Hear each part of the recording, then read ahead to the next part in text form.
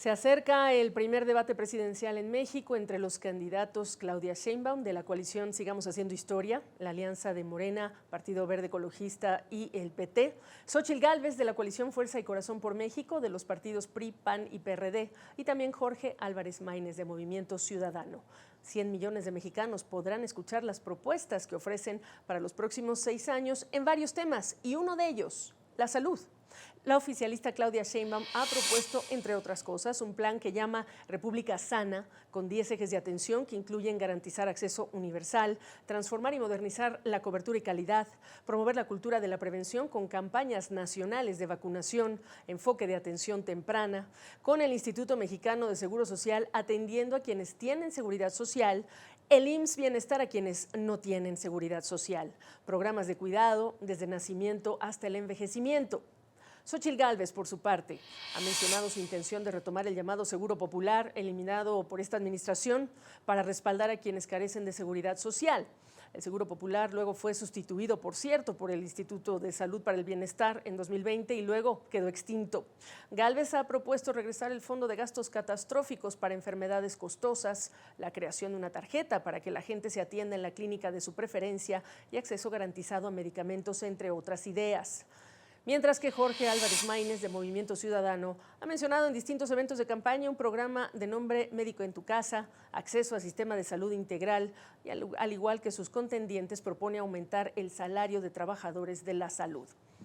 Pero el contexto en el que se están proponiendo estas ideas es importante por los desafíos del sistema de salud actual, en parte transformado por la administración de Andrés Manuel López Obrador. Ya llegó el doctor Javier Tello, especialista, analista en políticas de salud pública. Qué gusto saludarte y entender, Javier, a partir de qué debemos marcar la utilidad de estas políticas cuando sabemos todo lo que ha pasado en los últimos años. Sí, Gaby, ¿qué tal? Mira, yo creo que es muy importante, como lo mencionabas, entender cuál es el contexto. Y el contexto es que hasta el año 2018 México había tenido un sistema de salud que no era ni por error el mejor del mundo, pero que había venido evolucionando poco a poco desde los años 80. Es decir, y eso no es una cuestión de opinión, es una cuestión de ver los indicadores de salud, cómo iban mejorando.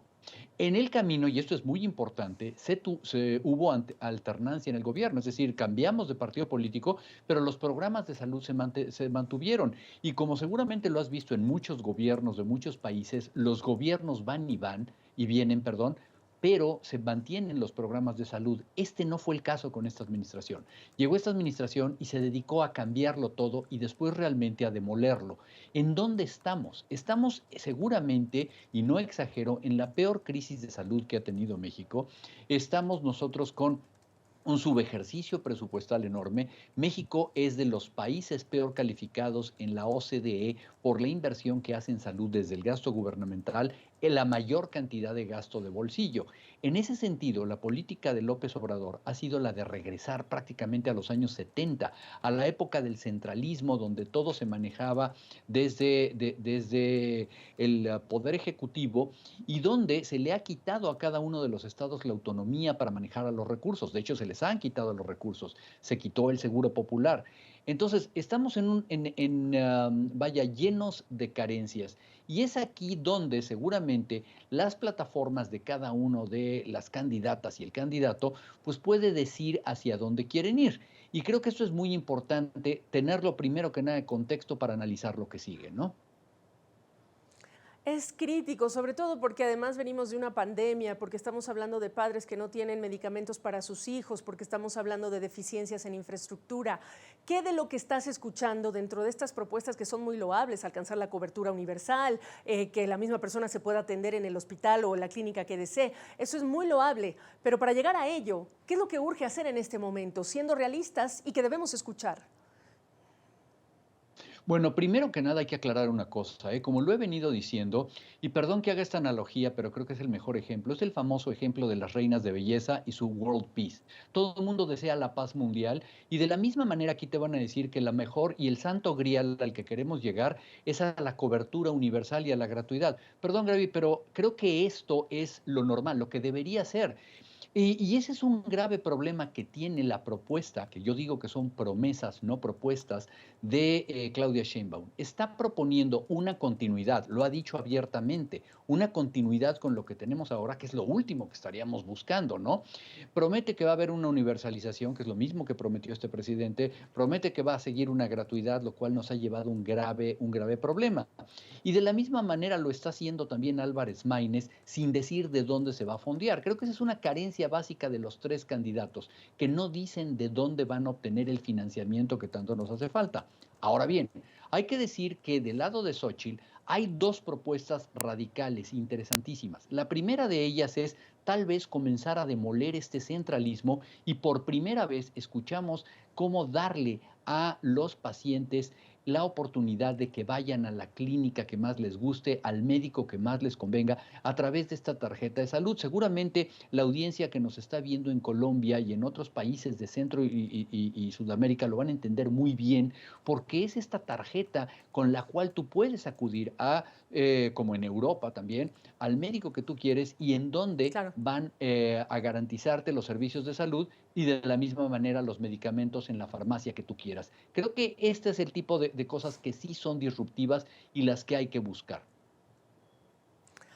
Pero para ello hay que comenzar desde algún lugar y aquí dentro de lo que has descrito del sistema de salud es cuánto es reparar, cuánto es empezar de cero en términos de cómo apuntalamos un sistema de salud con tantísimas carencias. Dicho sea de paso, no hemos tocado ni siquiera el tema de la falta de especialistas, de médicos. Tienes toda la razón. Y mira, déjame irme al origen de las cosas, ¿eh? Todo lo que podamos prometer o realmente proponer no va a tener ningún punto de partida, sobre todo cuando tenemos nosotros que reconstruir un sistema de salud. Alguien me ha preguntado y yo sin querer ser dramático les he dicho, estamos como en Berlín en 1945. Así está nuestro sistema de salud. Tenemos que reconstruirlo desde cero.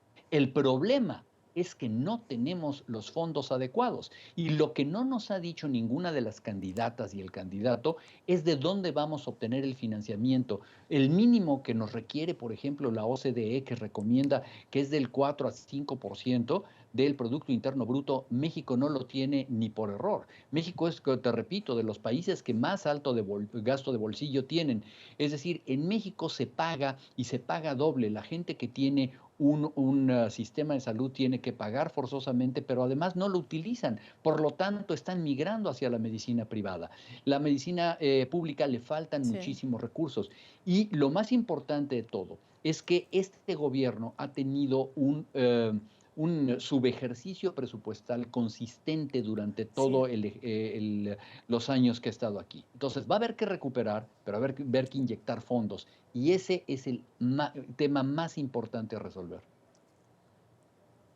Claro, muchas promesas, el cómo es lo que cuenta, sobre todo en las condiciones en las que estamos describiendo al sistema de salud mexicano. Javier Tello, gracias por esta perspectiva. Gracias a ti, que estés bien.